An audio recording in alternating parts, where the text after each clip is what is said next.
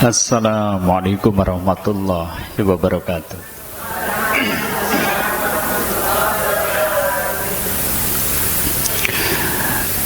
Innal hamdalillah nahmaduhu wa nasta'inuhu wa nastaghfiruh wa na'udzu billahi min sururi anfusina wa min sayyiati a'malina may yahdihillahu fala mudilla lahu wa may yudlilhu fala hadiya lahu. Asyhadu an la ilaha illallah wahdahu la syarika lah wa asyhadu anna Muhammadan abduhu wa rasuluh. Allahumma salli wa sallim wa barik ala Muhammadin wa ala alihi wa ashabihi wa man tabi'ahum bi ihsanin ila yaumiddin. Amma ba'da. Fa ya ibadallah usikum wa iyaya bi taqwallah. Faqad qala Allah ta'ala ya ayyuhalladzina amanu taqullaha ittaqullaha haqqa tuqatih wa la tamutunna illa wa antum muslimun. Wa qala Rasulullah sallallahu alaihi wasallam may yuridillahu bihi khairan yufaqihu fid din. Wa qala man salaka tariqan yaltamisu fihi ilman sahalallahu lahu bihi tariqan ilal jannah. Sadaqallah wa sadaqa Rasul karim. Bapak Ibu, saudara-saudari kaum muslimin, gimana kabarnya? Kita syukuri segala nikmat yang ada, dan salah satunya Masya Allah, kita sudah berada di paruh kedua dari bulan Dzulhijjah. Berarti kita sudah melalui hari-hari terbaiknya dunia, yaitu 10 hari awal dari bulan Dzulhijjah. Saya yakin Bapak Ibu sudah melakukan berbagai macam amal besar di 10 hari awal bulan Dzulhijjah kemarin.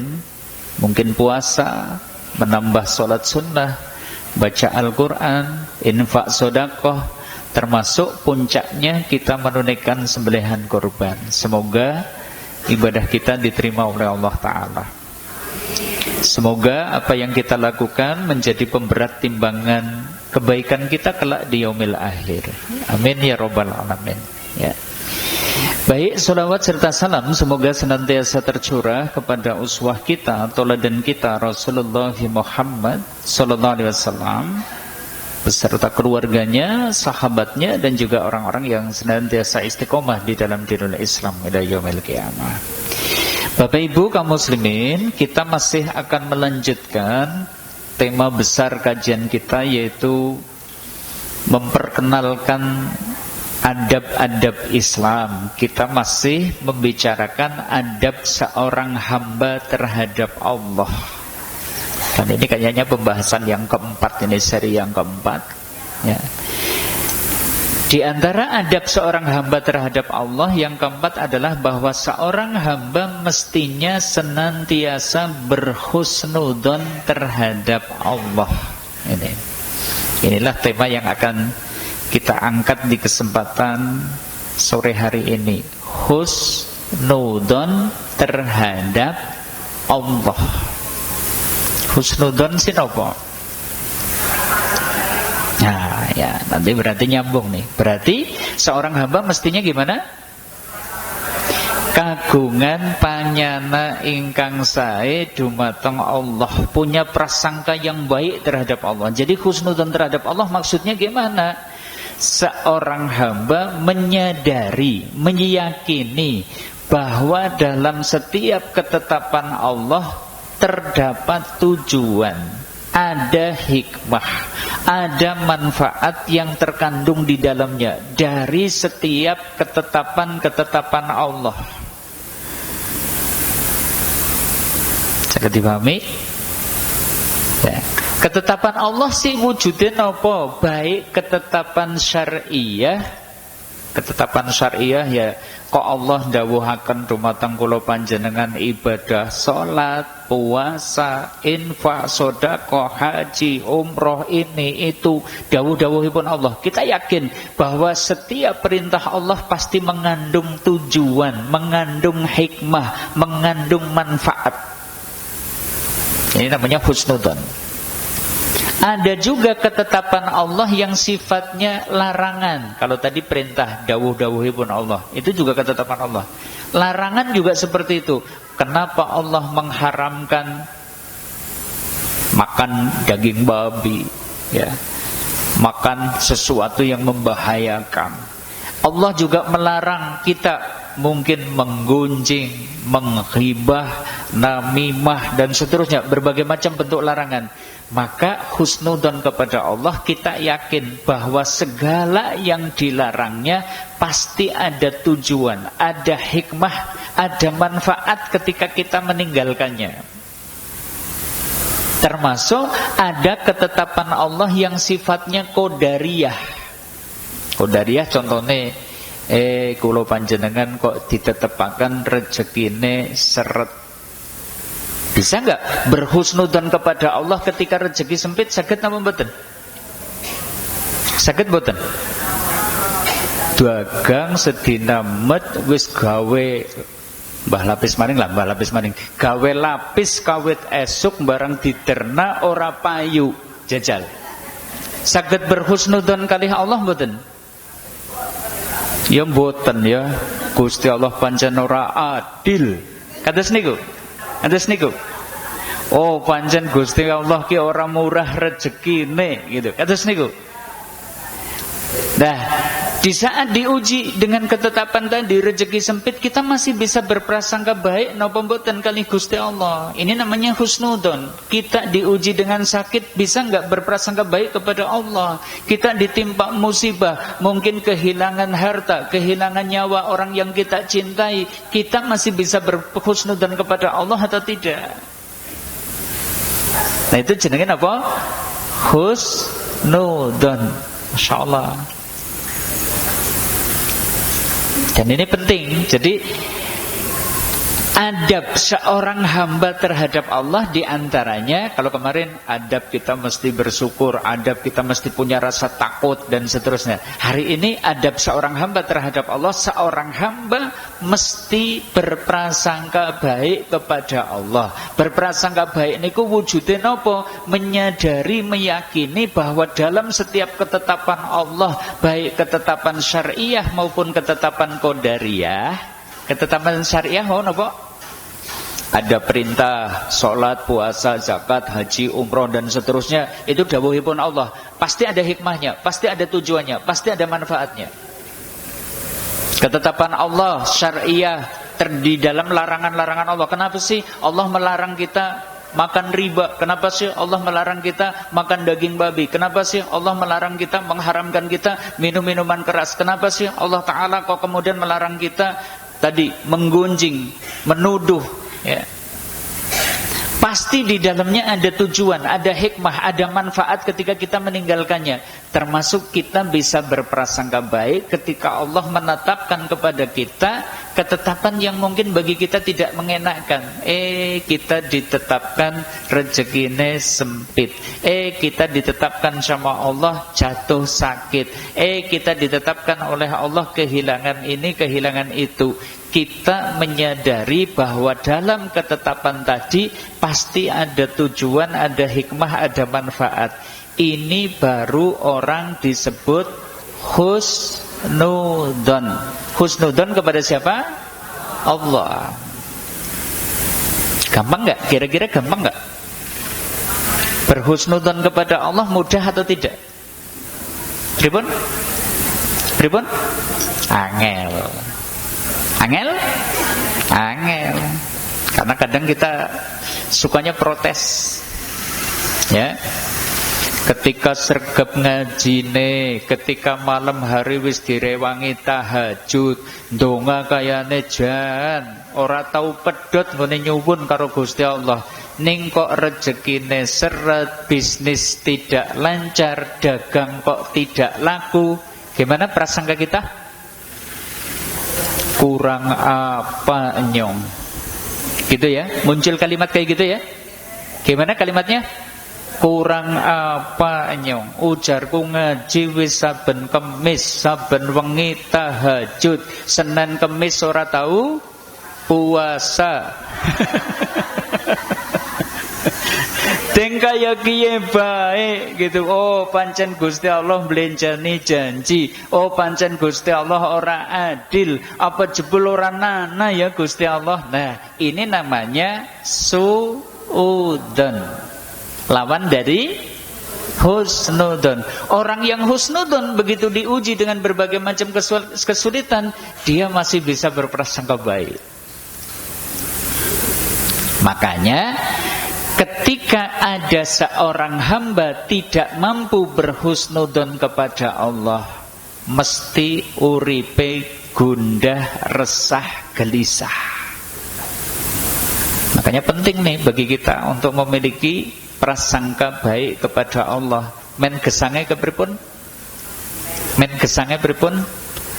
Bisa tenang, bisa tentrem. Jadi orang tenang itu ketika dia itu bisa berprasangka baik kepada Allah, insya Allah uripe tentrem, uripe kepenak ya. Tapi nek boten wis gundah, resah, gelisah.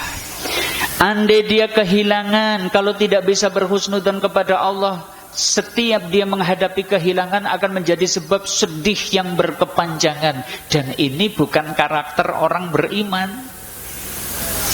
Orang beriman sedih boleh? Boleh. Tapi tidak boleh sedih berkepanjangan. Karena ini menunjukkan tidak ridho dengan ketetapan Allah. Ketika seorang hamba tidak mampu berhusnudzon kepada Allah, efeknya itu menurunkan kualitas ibadah. Kualitas ibadah. Wingi-wingi dong ngegen yakin banget karo janjine Gusti Allah. Ulo ngene donga khusyuk banget. Bareng wis 4 wulan donga urung kabul, kepripun tetese? Kepripun tetese? Dongane asal. Wah. Serius-serius mau ngapa? Wis 4 wulan donga buktine ora kabul-kabul. Menurunkan kualitas ibadah. Kenapa? Tidak bisa berhusnudzon kepada Allah. Bahkan bisa jadi melemahkan intensitas ibadah gara-gara tidak bisa berhusnudzon kepada Allah. Sing saurunge sregep ngaji dadi males ngaji ketika tidak bisa berprasangka baik terhadap Allah. Barang ngaji malah dagang sepi, barang ngaji malah meriang-meriangan, barang ngaji malah anake dugal-dugal gitu kan. Ujiannya seperti itu. Sehingga kemudian lah nyontok periwe lah orang ngaji lah. Direwangi tahajud tapi tetap saja hidup kita penuh dengan ujian, kesulitan. Sehingga kemudian melemahkan intensitas tahajud kita. Lah kayaknya tahajud ya nek ober bae lah. Kemarin-kemarin semangat, gara-gara tidak mampu berhusnudzon kepada Allah, melemahkan intensitas ibadahnya. Bahkan ketika orang tidak bisa berhusnudzon kepada Allah, bisa jadi akan menggoncangkan imannya. Tadi kadang muncul keraguan, aja Gusti Allah jangan nuranana ya gitu.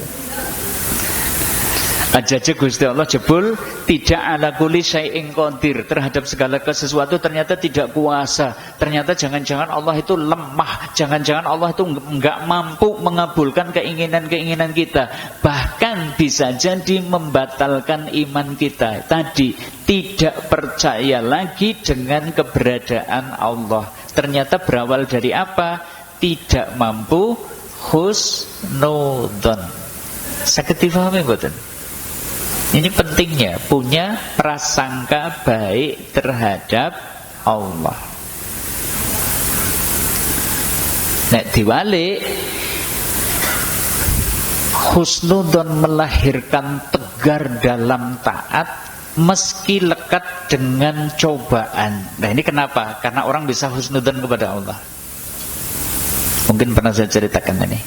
Sebagaimana Nabi Ayub alaihissalam diuji oleh Allah, seluruh hartanya habis, hewan ternaknya mati semua, sawah ladangnya tiba-tiba terbakar habis, asetnya habis, bangkrut.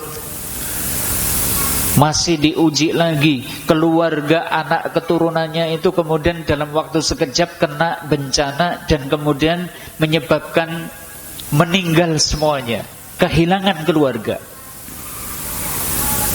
Belum sampai di situ, penderitaannya belum selesai sampai di situ. Harta habis, keluarga binasa, plus Nabi Ayub diuji dengan apa? Sakit. Yang disebut-sebut itu badannya itu membusuk, ya. Yang tersisa tinggal 2 bola mata dan lidah. Coba kalau kita itu baru diuji dengan 1 titik aja, kebangkrutan, kita kadang sudah bersuudzon kepada Allah. Kita kemudian kehilangan gak seluruh keluarga kita, salah satu keluarga kita saja meninggal, kita mungkin kemudian berprasangka buruk kepada Allah. Andai kita kadang diuji dengan sakit saja, biasanya kita kemudian berprasangka buruk kepada Allah. Tapi ini hebatnya Nabi Ayub alaihissalam itu tidak seperti itu.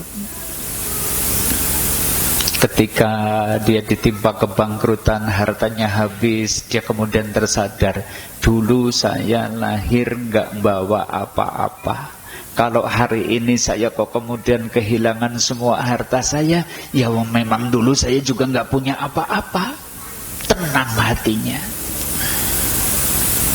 Ketika kemudian keluarga anak-anaknya itu kemudian ketika berkumpul di salah satu rumah anaknya, kok kemudian rumahnya roboh sehingga kemudian membinasakan mereka semua, Ayub pun kemudian sedih, ya sedih, tapi masih tersadar, dulu saya lahir ke dunia juga sendirian. Kalau hari ini kok kemudian saya kehilangan mereka semua, ya memang saya hakikatnya memang saya itu adalah sendirian.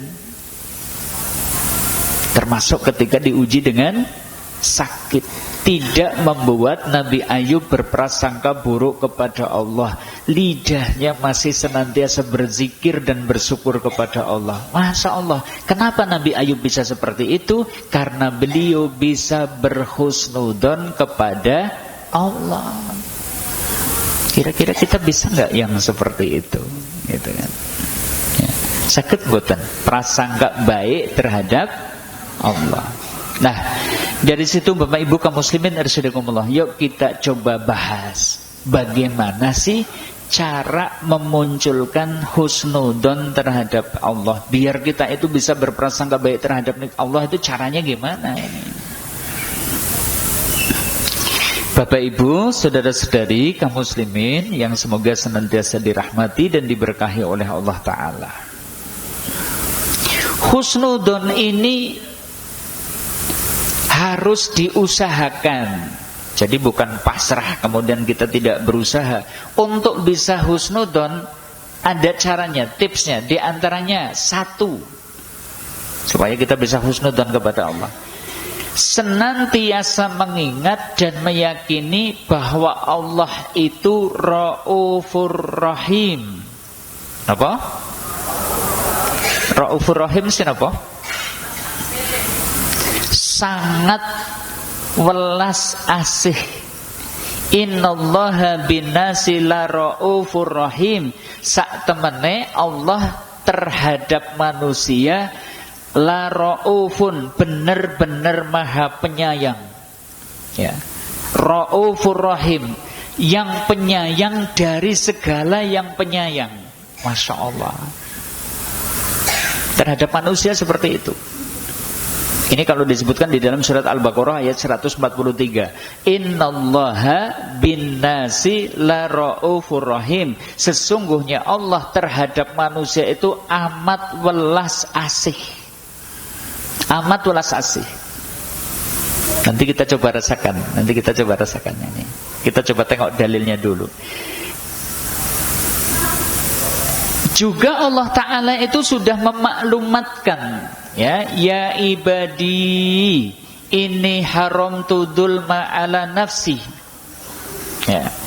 Wahai hamba-hambaku, sesungguhnya aku haramkan kezaliman atas diriku. Maksudnya gimana? Gak mungkin Allah berbuat zalim terhadap siapa?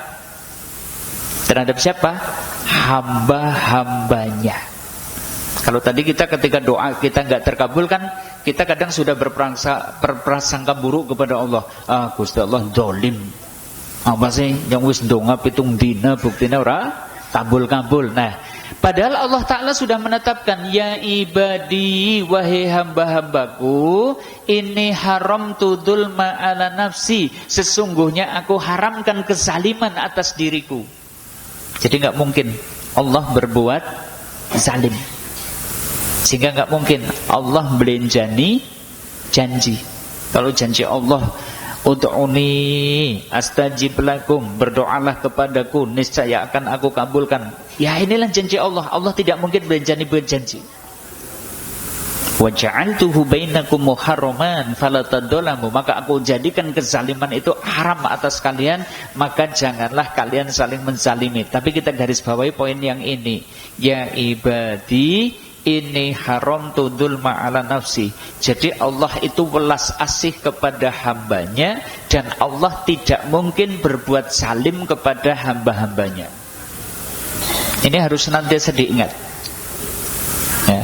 Jadi nggak cuma diingat kata-katanya tok ya, bahwa Allah itu Raufur Rahim, tapi diingat dan diyakini supaya memunculkan prasangka baik kepada Allah. Allah Maha welas asih,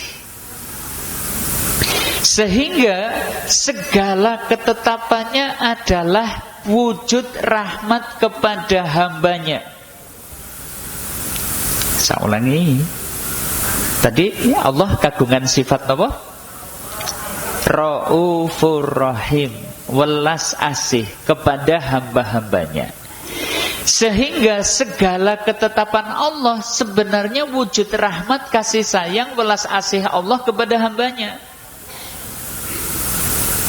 Termasuk dalam syariatnya yang tadi kami sampaikan. Kenapa sih Allah Ta'ala kok menetapkan kepada kita kewajiban sholat? Coba, kenging nopo? Kenging nopo? Kulo panjenengan kan sholat sianu kepripun? Kita garis bawahi, itu wujud welas asih Allah kepada hambanya. Kita diperintah sholat itu wujud welas asih. Kenapa? Kalau tidak, bisa jadi jiwa kita itu gampang lelah.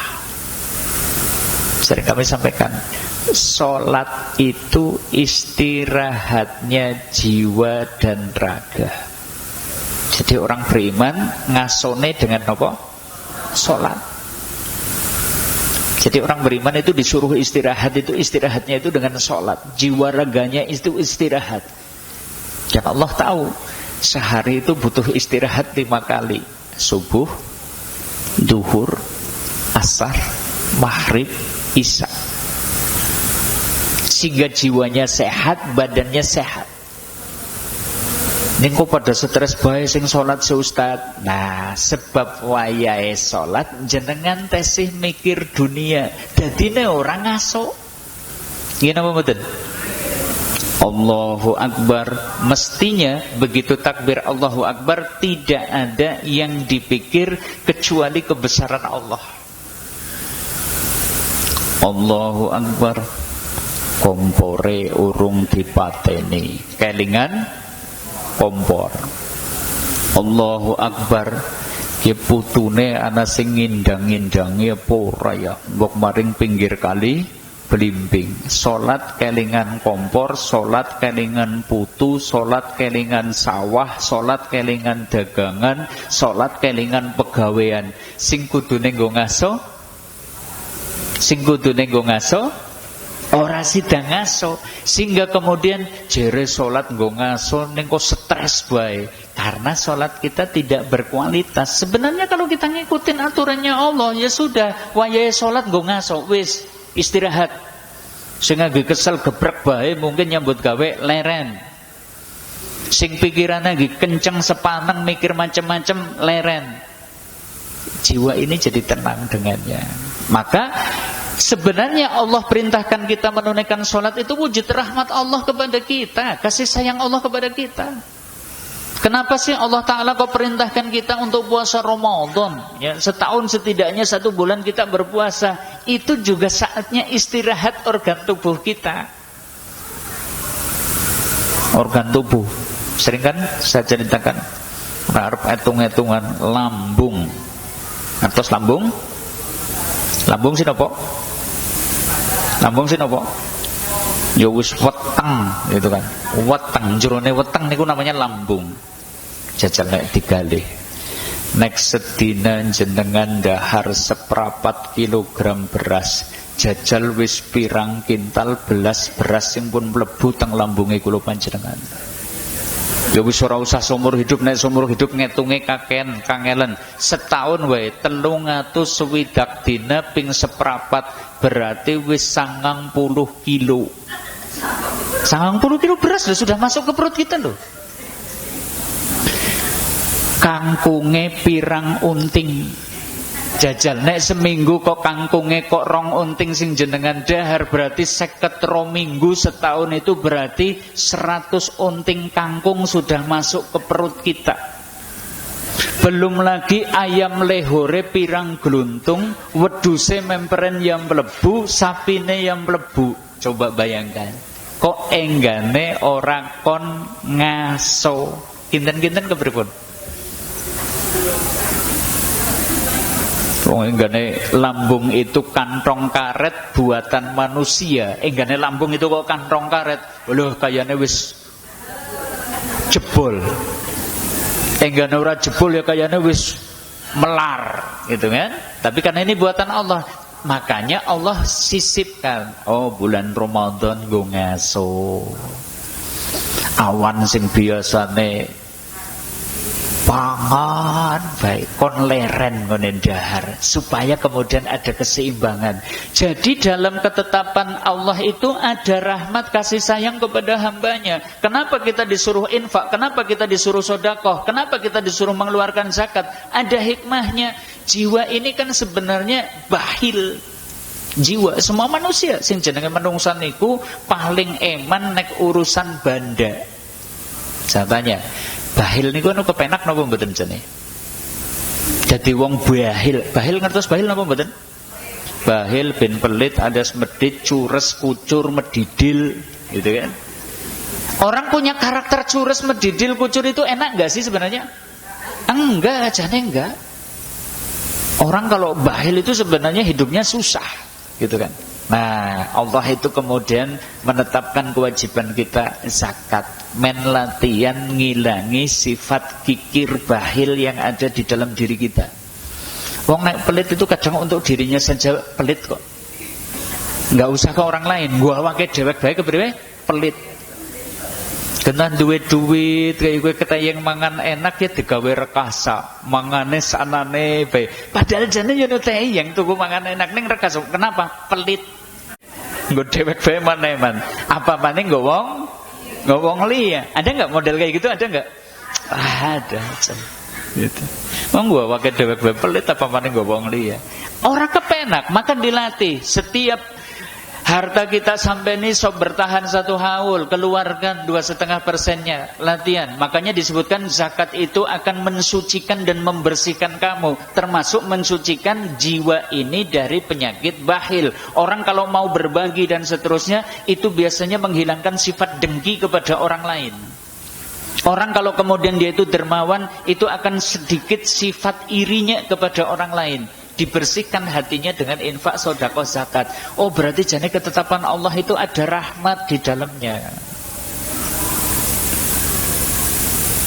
Cuma kadang kita taunya loh dan kewajiban ya, apa temen ya, kon sholat, kon puasa, kon bayar zakat dan seterusnya. Kita hanya melihat dari beban, tidak pernah melihat bahwa itu wujud kasih sayang Allah kepada kita.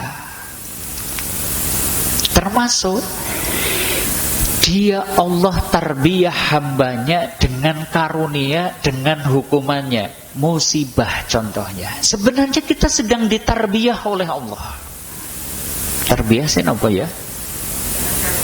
Tarbiyah sih apa? Digembleng, dibina. Sing jenenge digembleng, dibina, mestine men dadi kepripun?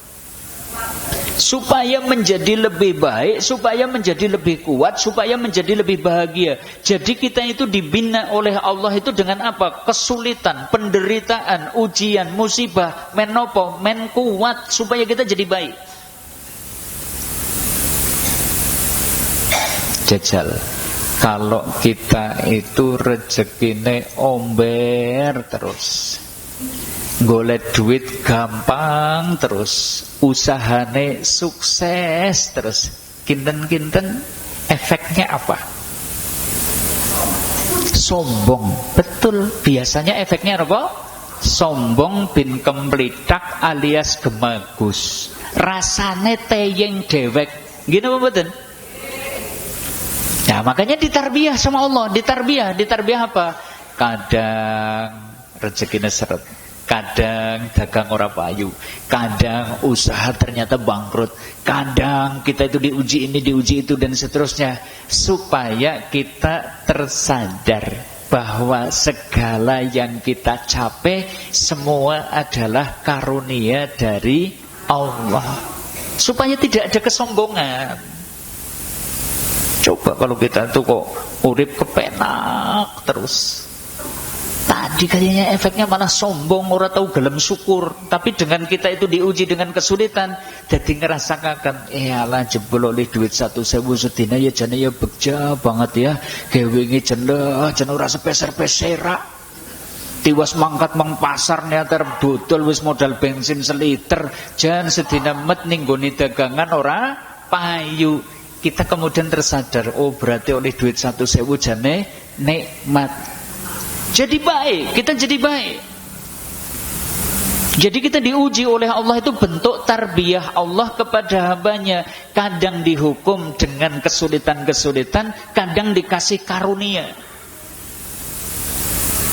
Sehingga kadang kita mungkin mendapatkan rezeki yang tidak kita sangka-sangka, kita kemudian tersadar lagi, ya Allah betapa murah rezeki sing panjenengan paringaken. Kula usahane lagi seadanya, tapi ya tetap saja diberi rezeki. Nah, ini memunculkan rasa syukur kepada Allah.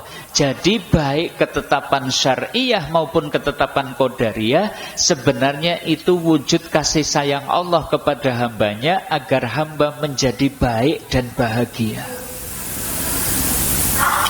Adapun kok ketika kita mendapatkan keburukan, sebenarnya kalau kita itu mau bercermin, itu semua karena dosa dan kesalahan kita sendiri. Terus kita harus yakin Allah gimana? Raufur Rahim. Apa artinya? Sangat welas asih kepada hamba-hambanya. Segala ketetapannya adalah wujud welas asih Allah kepada hamba-hambanya. Loh kok kemudian kita mendapatkan keburukan? Sebenarnya itu semua adalah karena kesalahan diri kita sendiri. Seorang hamba harus berpikir seperti itu. Ya. Kalau kita usaha kok kemudian gagal, gagal itu adalah karena kesalahan dan dosa kita sendiri. Wong usaha bisnis dagang kon jujur, jenengan senenge curang, jenengan senenge ngapusi, suwe-suwe pelanggan pada melayu, pada kemudian meninggalkan jenengan, salah sinten? Salah kita sendiri, jualan kita nggak jujur. Ya. Bisnis kok kemudian kita itu gagal, salah kita sendiri. Ternyata kita tidak hati-hati di dalam kita itu berbisnis, di dalam berbisnis. Kalau urusan keburukan, sebenarnya itu akibat dari dosa kita. Supaya kita berprasangka baik kepada Allah. Allah nggak mungkin berbuat zalim. Kalau kita baik, pasti dikasih karunia oleh Allah. Tapi karena kita jahat, ya Allah kasih kepada kita keburukan. Bisnis gagal. Kaitannya dengan perjuangan Islam, kok kita kemudian kalah dengan musuh-musuhnya Allah, orang kafir dan seterusnya? Pasti juga karena dosa dan kesalahan yang kita perbuat sendiri. Kayak di zaman Nabi SAW itu ketika terjadi perang Uhud misalnya, ini satu contoh. Separuh pertempuran itu umat Islam itu sudah di atas angin, nyaris mendapatkan kemenangan. Tapi kenapa ujungnya kemudian kaum muslimin kemudian terdesak, sehingga kemudian 70 sahabat itu kemudian terbunuh di dalam perang Uhud? Ada yang bermaksiat. Tapi sudah pesan, wahai pasukan pemanah, apapun yang terjadi, kamu nggak boleh turun gunung, harus tetap standby di puncak gunung, puncak bukit. Tapi ketika melihat pasukan sudah mulai mendapatkan kemenangan, sudah mulai mendapatkan harta rampasan perang, ini pasukan pemanah itu kemudian belenjani apa yang sudah didawahkan Rasul kepadanya, sehingga kemudian mereka turun. Begitu turun, ketahuan umat Islam ternyata jumlahnya enggak banyak, gitu kan.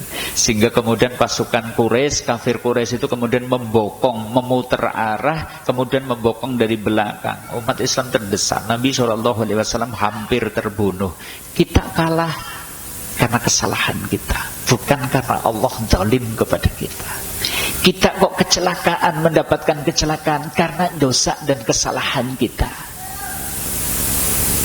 Ya, kita kok ditimpa sakit, itu juga karena dosa dan kesalahan kita.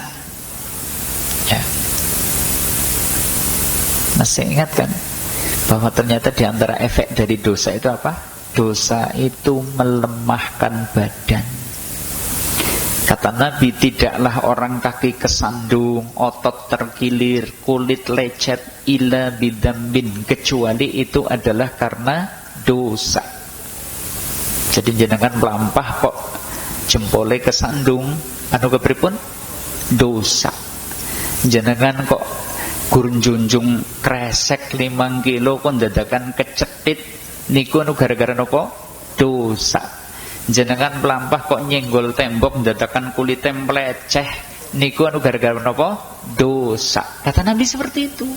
Jadi kita mendapatkan kecelakaan, kita sakit karena dosa. Kenapa kita mendapatkan kesempitan rezeki? Karena dosa. Kenapa kita mendapatkan musibah? Karena kesalahan-kesalahan kita sendiri. Maka Allah Ta'ala berfirman, surat An-Nisa ayat 79. Ma asobaka min hasanatin faminallah. Dan apa saja nikmat yang kamu peroleh itu adalah dari Allah.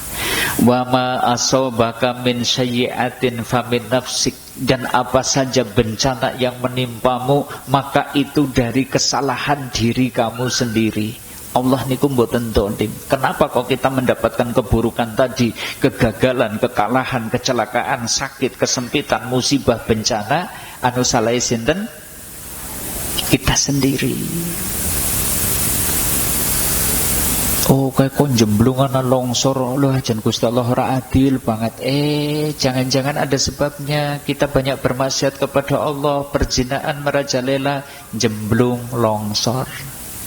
Dulu kan gitu kan, tsunami, Aceh, gempa, Bantul, dan seterusnya. Ya sudah, akibat banyak dosa yang kita perbuat. Makanya supaya kita bisa berhusnudzon kepada Allah. Ya, tadi ya, 1, Allah itu Raufur Rahim. 2, bahwa ketika kita mendapatkan musibah bukan karena Allah itu zalim, bukan, karena kesalahan kita sendiri. Ma asobaka min hasanatin faminallah. Maka kebaikan apa saja yang kamu peroleh itu adalah dari Allah. Wa ma asobaka min sayyi'atin famin nafsik.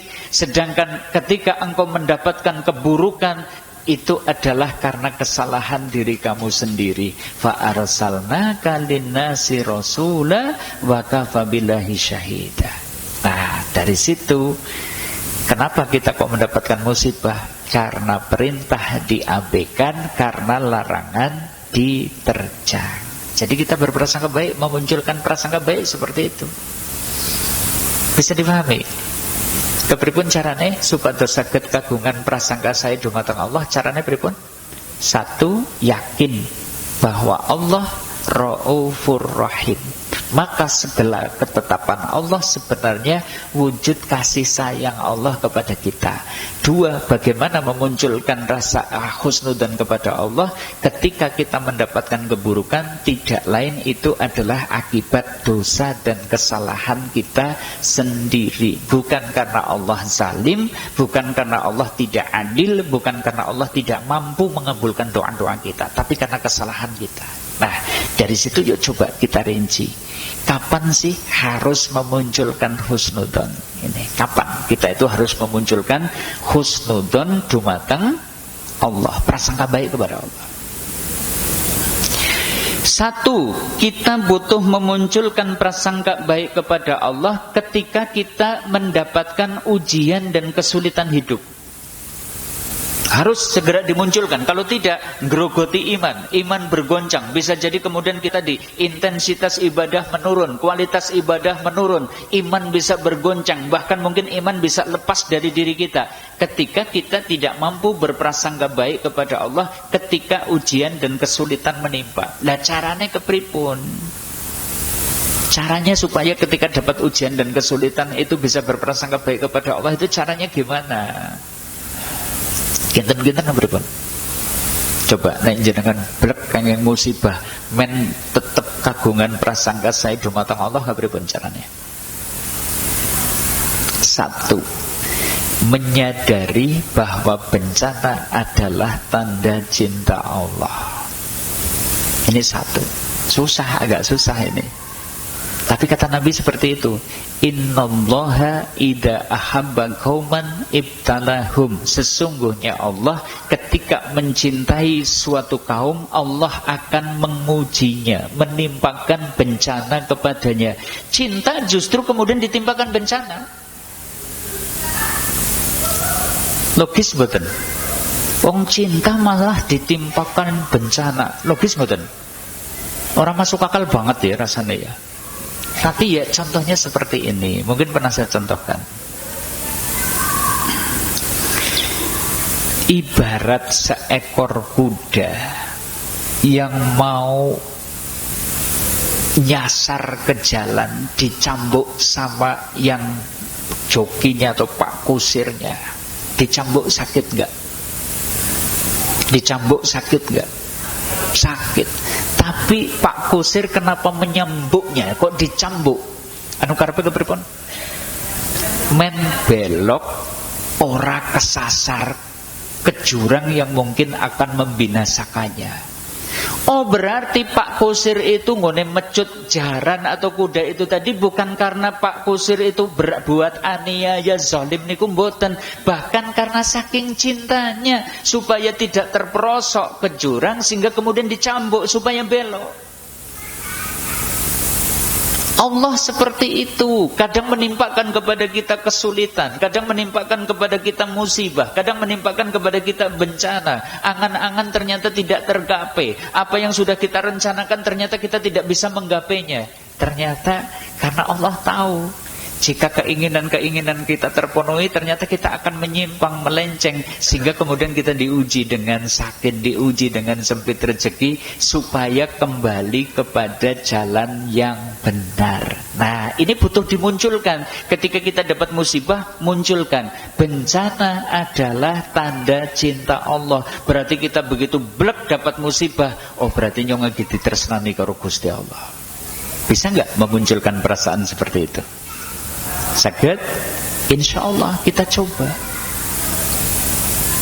Oke, jangan gue gitu tersenani ya kalau Gusti Allah ngapa sih lagi gelombriang orang mari-mari gitu kan? Ya, kayaknya gue gitu tersenani kalau Gusti Allah ngapa sih dagang orang payu gitu. Bisa nggak kita itu muncul pemikiran seperti itu ketika mendapatkan kesulitan? Jika bisa, insya Allah kita bisa husnudzan kepada Allah. Ya. Termasuk bagaimana cara memunculkan husnudzon ketika ujian dan kesulitan itu menimpa. Yang kedua ini, menyadari bahwa ujian dan kesulitan itu sebagai penghapus dosa. Sering kami sampaikan kan? Sering kami sampaikan. Ketika Allah itu cinta kepada seseorang, kok dia ternyata banyak dosanya, maka Allah itu akan menimpakan musibah kepadanya, menyegerakan balasan dosanya dalam kehidupan dunia.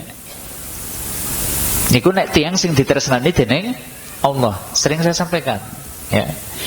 Jenengan kok esuk-esuk kok ngrendengi tanggane. Nek ora disayang Allah, tukang ngrendengi ya sehat-sehat baik. Ning anggar sing disayang sama Allah, begitu esuk-esuk ngrendengi, sore ndadak sariawan lambene, gitu kan? Gitu kan? Untuk apa? Karena Allah menghendaki gerendenginya segera terhapus dosanya, sehingga diuji dengan sakit. Seperti itu. Kok jenengan gerendengi saben dina ning kok awake sehat, bae ora tau sariawan. Oh, berarti jangan-jangan balasannya besok di akhirat. Ini tanda orang yang tidak dicintai Allah. Oh, berarti begitu kita blek dapat sariawan, alhamdulillah ya Allah, Allah sayang banget ya nyongko sariawan be nganti ngomong be kangel banget. Alhamdulillah ya Allah, matur nuwun diparingi sariawan. Berarti wingi rong dina ngene nglendengi sedina deng wis kebusek dosane. Ini namanya husnudzon. Cara memunculkan husnudzon seperti itu. Ujian, cobaan, sakit adalah penghapus dosa. Prasangka baik. Mungkin pernah saya ceritakan kan, dulu itu ada orang sehabis membahas dampak buruk dosa kepada seseorang gitu kan, setelah kajian ada orang itu kemudian datang mencegat, bener Ustaz, tuh bener gimana, dosa itu menimbulkan petaka pada badan gitu kan. Dia cerita dulu dia itu kerja jadi konsultan ini. Awal masuk kerja bobotnya 50 kilo ya, berat badannya itu 50 kilogram. 8 tahun bekerja jadi konsultan, dan ternyata nyuwun ngapunten kadang ya menerima duit-duit yang sebenarnya tidak halal. Bobotnya yang tadinya 50 jadi 80 kilogram. Jadi lemu apa jadi kering? Lemu. Tapi tadi makan apa? Sesuatu yang diharamkan oleh Allah. Disuap ya ditampani, kadang berbuat khianat, korupsi dan seterusnya. Setelah itu dia resign, dia kena diabetes. Apa diabetes? Penyakit gula. Seringkali kadar gulanya saja sampai tidak terdeteksi, saking dhuwurnya. Berat badannya yang tadinya 80 kilo menyusut jadi 50 kilo. Hebatnya orang ini senang banget, alhamdulillah Ustaz, kula pengen diabetes. Jajal jenengan kenang gula saged alhamdulillah kados niku napa mboten. Ini jen alhamdulillah Ustaz, kula kenging diabetes. Lho kok alhamdulillah kepripun? Saya berharap daging-daging yang tumbuh di badan saya dari makanan haram itu sudah hilang. Dengan diabetes itu Allah hendak membersihkan daging yang tumbuh dari yang haram. Ini namanya husnudzon kepada Allah. Ya Allah, ada orang bisa seperti itu. Yang tadi kita maksudkan, bahwa andai kita ditimpa ujian dan kesulitan, yakin bahwa Allah sedang menghapus dosa-dosa kita. Insya Allah kita bisa berprasangka baik kepada Allah. Memunculkan husnudzon, jika kita bisa berprasangka seperti itu. Oh, ini Allah sayang, ini saya sedang dihapus dosa-dosanya. Terus jenengan watu kok wis 3 bulan ora mari, bari nyekres bae kayak gitu. Kepripun? Alhamdulillah gitu dosane nyong ning grendengi iki 3 bulan iki arep diulang nang kabeh watuk bae dadi ora tayang grendengi. Seperti itu, berprasangka baik kepada Allah. Bahkan mestinya seorang hamba itu yakin ketika ditimpa ujian dan kesulitan, Allah hendak menambah pahala kita. Dulu pernah kami sampaikan, ternyata ada orang yang derajatnya tinggi di surga bukan karena sholatnya, bukan karena puasanya, bukan karena infaknya, bukan karena sodakohnya, bukan karena hajinya, bukan karena umrohnya. Ada orang yang besok derajatnya tinggi di surga itu karena kesabarannya ketika diuji dengan berbagai bala, bencana dan musibah. Kesabaran. Makanya kan disebutkan inna idomil jaza ma'a idomil bala. Sesungguhnya besarnya pahala itu tergantung dari besarnya kesulitan. Hidup kita penuh dengan kesulitan. Bisa jadi Allah hendak mengangkat derajat kita. Nek ngitung salate, puasane, infake, sedekah, ngene maca Quran, ngene tahajud, mungkin derajat kita rendah di surga. Tapi Allah menghendaki si fulan ki kudu derajatnya dhuwur. Dengan cara apa? Ditimpakan bencana. dadak meriang-meriangan. Wong dia meriang ya tetep bae ibadahe tekun, ngaji ya tetep mangkat, diangkat derajatnya. Orang ini diuji dengan kebangkrutan, rezekinya seret, ya tetap menyisihkan sebagian rezeki go infak sedekah. Allah angkat derajatnya sehingga kemudian dia derajatnya tinggi gara-gara sempitnya rezeki, gara-gara sakitnya. Seperti itu. Dan kadang Allah Ta'ala menimpakan ujian dan bencana kepada kita supaya kita kembali kepada Allah. Ini kan bagus kan, kembali kepada Allah ya. Sing jenenge wong anggar ora tau susah kepripun rasane teyeng dewek gitu kan, ora butuh karo Gusti Allah. Lah makanya Allah uji dia, jajal digawe bangkrut, men butuh karo Gusti Allah. Sebaik-baik hamba itu hamba yang bisa merasa butuh kepada Allah. Jadi kalau hari ini kita senantiasa merasa butuh kepada Allah, ini hamba yang baik. Nah apa-apa jaluk karo Gusti Allah itu justru hamba yang baik. Ada orang yang enggak butuh loh, yang ustaz yang dewek, duit pirang-pirang, usaha yang sukses, ora tahu jaluk karo Gusti Allah. Ini justru hamba yang jelek yang kayak gini. Maka kadang Allah timpakan bencana kepada seseorang ben wangsul dumateng Allah, kembali gitu. Termasuk bencana musibah yang kita hadapi supaya kita jadi tawadhu. Kita itu berendah hati. Itu. Inilah yang mesti dimunculkan ketika ditimpa ujian dan kesulitan. Insya Allah bisa berprasangka baik terhadap Allah. Ini satu ya. Kapan sih kita harus memunculkan husnudzan? Saat ditimpa ujian dan kesulitan. Dua, kapan nih kita mestinya memunculkan husnudzan kepada Allah? Yang kedua, saat doa-doa belum terkabul. Caranya gimana? Ora kabul dongane ning tetep berprasangka baik kepada Allah. Caranya gimana? Nah, kita introspeksi. Kok donga wis pirang-pirang wulan urung kabul? Bukan karena Allah melenjani janji, bukan. Tapi mungkin kita belum memenuhi syarat terkabulnya doa. Yang kami sampaikan kan? Donga itu akan jadi mustajab ketika gimana? Ketika kita bersegera di dalam berbuat kebajikan. Donga jadi mustajab. Lagi kok donga kok ora kabul-kabul? Jangan-jangan kita belum masuk kategori orang yang bersegera di dalam berbuat kebajikan. Anak adzan, ya ora terus kemudian kepengen lakoni sholat. Malah gimana begitu dengar suara adzan, komentarnya gimana? Ujarku nembadan miki wisatan maning, gitu kan? Gitu kan? Orang yang kayak gini begitu sholatnya gimana? Malas, gitu kan? Menunda-nunda. Lah kalau kita sholatnya saja masih menunda-nunda, oh ya wajar dongane urung kabul karena kita masih menunda-nunda kebaikan. Jadi bukan karena Allah itu zalim kepada kita, doa belum mustajab, bukan. Kita sendiri yang menzalimi diri kita sendiri. Oh, donga kok urung mustajab? Mungkin karena ada penghalang doa. Kita masih memakan makanan yang haram. Kita masih suka menerima pemberian-pemberian yang haram. Sehingga doa belum mustajab. Bukan karena Allah itu melenjani janji, bukan. Karena kita sendiri ternyata kita mengkonsumsi sesuatu yang diharamkan oleh Allah. Ingat, innallaha thayyibun la yaqbalu illa thayyiba. Allah Maha baik, tidak akan menerima kecuali yang baik. Nabi mencontohkan ada orang yang baru saja menunaikan safar, rambutnya kusut, badannya berdebu, dia menengadahkan tangannya ke langit, kemudian memanggil-manggil asma Allah, ya Rob, ya Rob, ya Rob.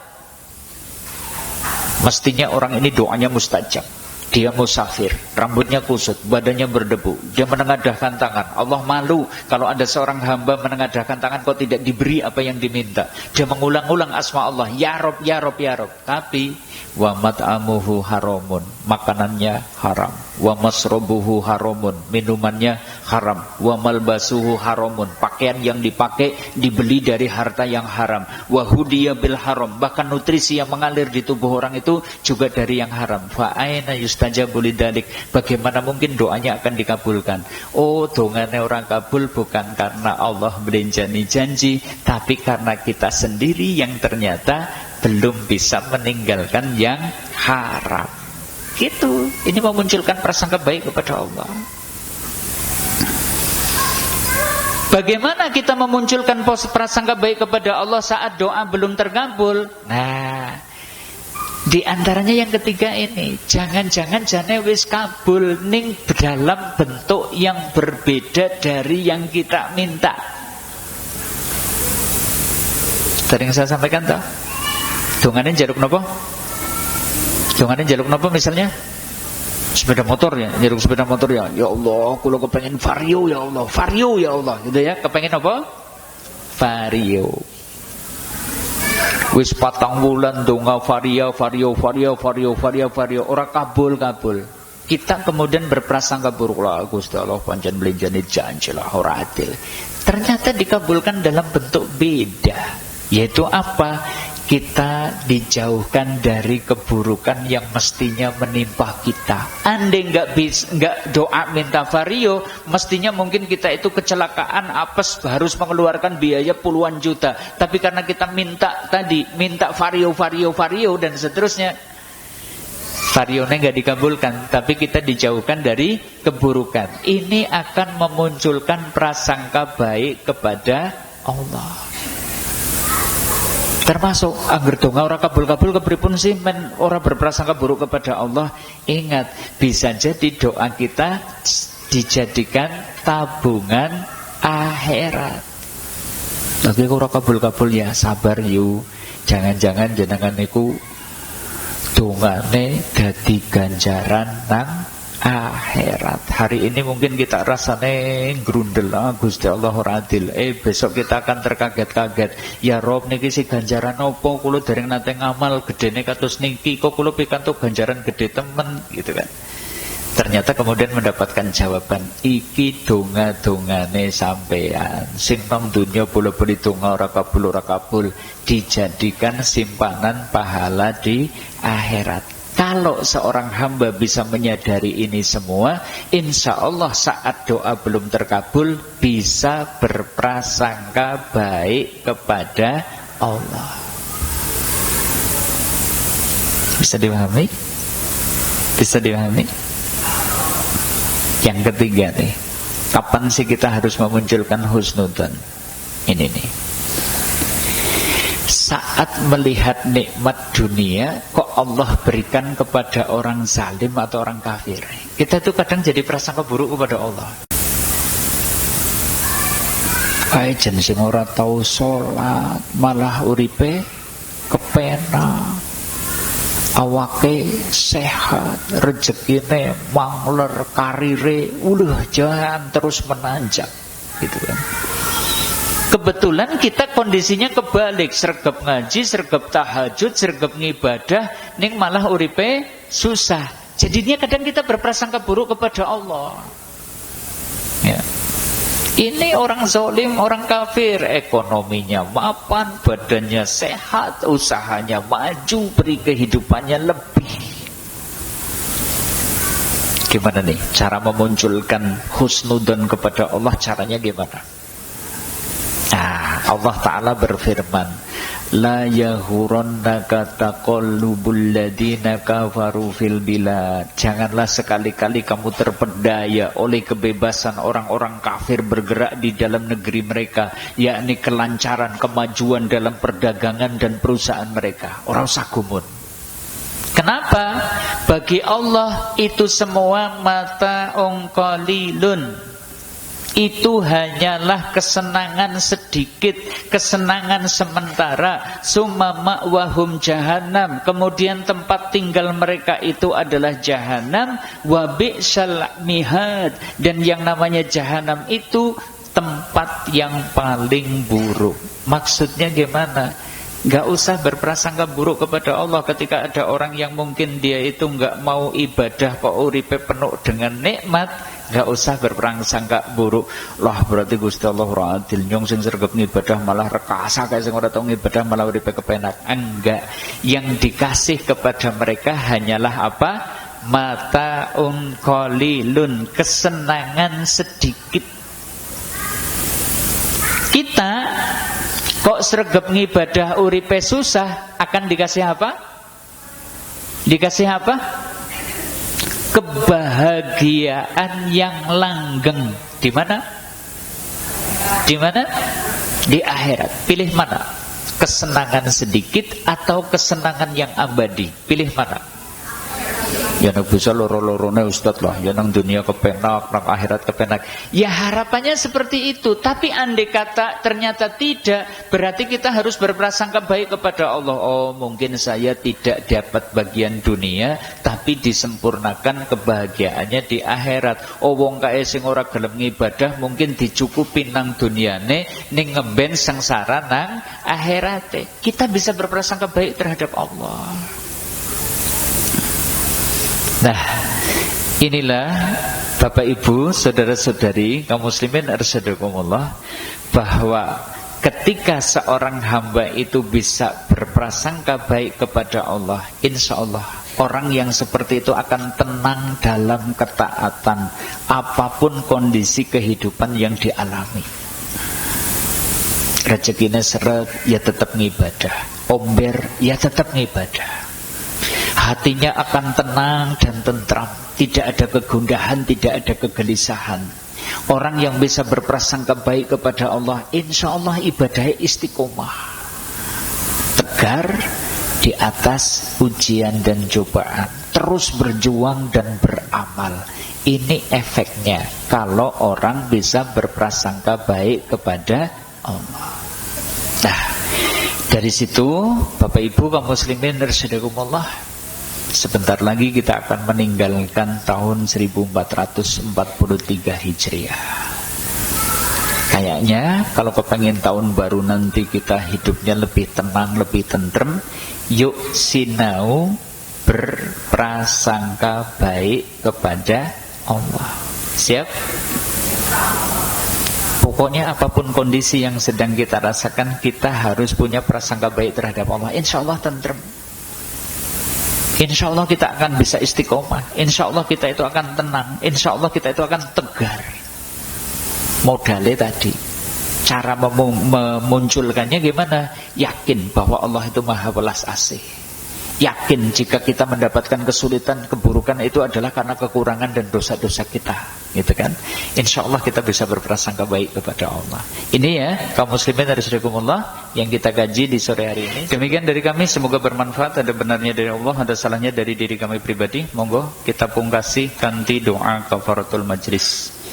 Bismillahirrahmanirrahim. Subhanakallahumma wa bihamdika asyhadu an la ilaha illa anta astaghfiruka wa atubu ilaik. Billahi taufiq wal hidayah. Assalamualaikum warahmatullahi wabarakatuh.